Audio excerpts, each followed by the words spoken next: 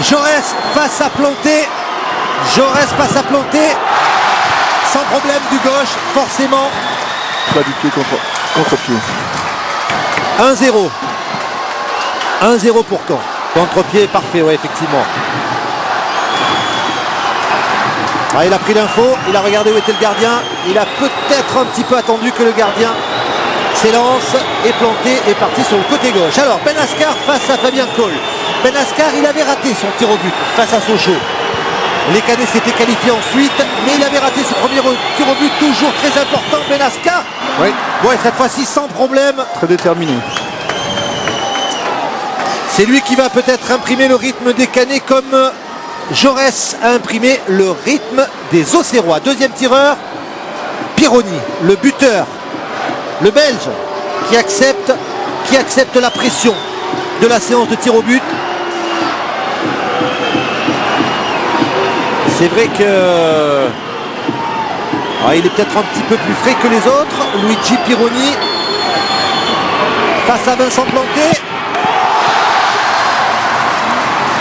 2-1. Et Planté qui est parti une nouvelle fois à gauche.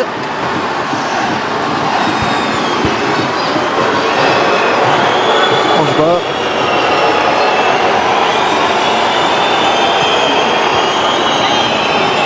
Ouais, le geste rageur de Pironi. Et un regard vers ses supporters. 2-1 pour Auxerre. Cédric Angebas.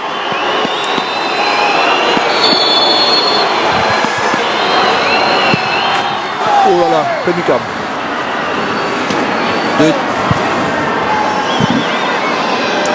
Deux partout. Deux partout dans cette séance de tir au but entre Auxerre et Caen. Troisième tireur. C'est Chéroux, Benoît Chéroux.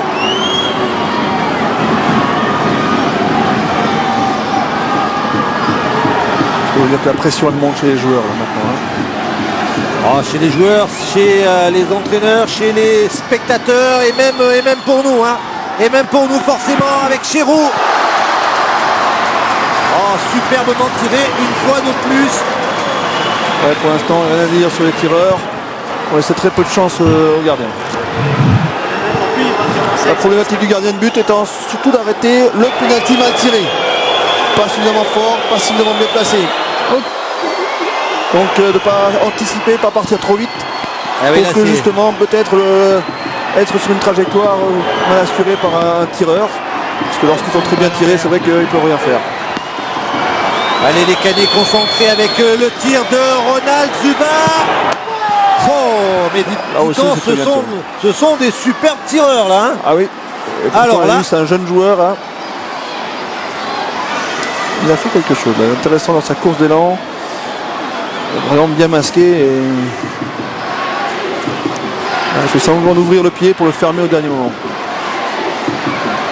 Ouais, et on voit Steve Elana, le gardien de but habituel en championnat de l'équipe cannaise, aux côtés de Ginny de Hébert. Les remplaçants. Alors Benjani, le quatrième tireur pour les Bourguignons. Et contre-pied encore. Ça partit un petit peu vite. Planté sur ce coup-là. Il est souvent parti à gauche, Vincent Planté. On surveillera le dernier tir au but, savoir s'il va pas cette fois-ci le fait partir à droite.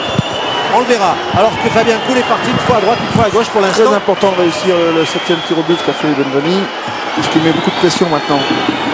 Sur Jovicic, le Serbe de cette équipe qui a joué à la Sampdoria de Gênes, à l'Étoile Rouge de Belgrade également. Jovicic. Tranquille. Alors là, avec un peu de réussite. Eh oui. Cole rouspète un petit peu parce qu'il y a une rupture dans la course d'élan, je pense. Un arrêt là, juste avant la frappe. Ce qui l'a un petit peu allumé. Il discute. Ce qui lui permet de jouer le contre-pied sur le départ de Fabien Cole. Ouais, effectivement, pas très content, Cole. Alors l'arrêt n'était pas aussi flagrant que celui du Roi Pelé, on s'en souvient. Ah oui. Parce que il n'y a pas eu d'arrêt. Il y a une rupture de la vitesse de course. Et bon, c'est finement joué. C'est Kalou, le 5e tireur pour les Bourguignons. Qui ne voulait pas tirer. Et apparemment, il ne voulait pas tirer. Il a frappé du droit. Il a frappé du droit. Bonne aventure, Kalou. Sans problème, coup de filet. Imparable. Alors maintenant, la pression sur les épaules de Cyril Vattier. En cours de match, vous l'avez vu. Il l'a arrêté dans un premier temps, mais il a été arrêté. Et il ne pourra pas la reprendre cette fois-ci. Ah, cette fois-ci, si Fabien Cool, le règlement le dit bien, si Fabien Cool l'arrête, leur repousse, disons, eh bien Vattier ne peut pas la reprendre. Hein, ça, c'est clair. La différence entre le pénalty et le tir au but. 5-4 pour Auxerre. Une qualification pour les demi-finales de la Coupe de la Ligue. Et sur l'autre côté. Et cette fois-ci sans problème. Alors là, il va falloir trouver un 6e tireur. C'est Mignot qui s'y colle. Pour les Auxerrois, on revoit la belle frappe de l'intérieur du pied droit de Vattier. Un petit filet. Donc c'est assez imparable. Ouais, dit, non. On a deviné ce qu'il a dit aussi. On a deviné un petit peu. Ouais, allez, alors, Mignot. Sa patte gauche, certainement. Jean-Pascal Mignot. Oh, le poteau! Le poteau! Il a changé de contrôle gardien. Le poteau pour Jean-Pascal Mignot. Et c'est de Rouen. Avantage au Canet. Il était parti, du bon côté, il la touche. Il la touche, Vincent Planté, bien sûr. Ah oui, il me semblait qu'il ne l'avait pas, mais si, il la touche. Pour l'instant, c'est lui qui fait la différence. La qualification au bout du pied de Titi de Rouen, la qualification pour les Canets pour la demi-finale de la Coupe de la Ligue. Et après, on se quitte très très vite. Si bien sûr, de Rouen marque. Voilà qui est fait. Le tir victorieux d'Anthony de Rouen. Et tous ses copains se jettent sur lui et bien sûr sur Vincent Planté. Le championnat ce soir.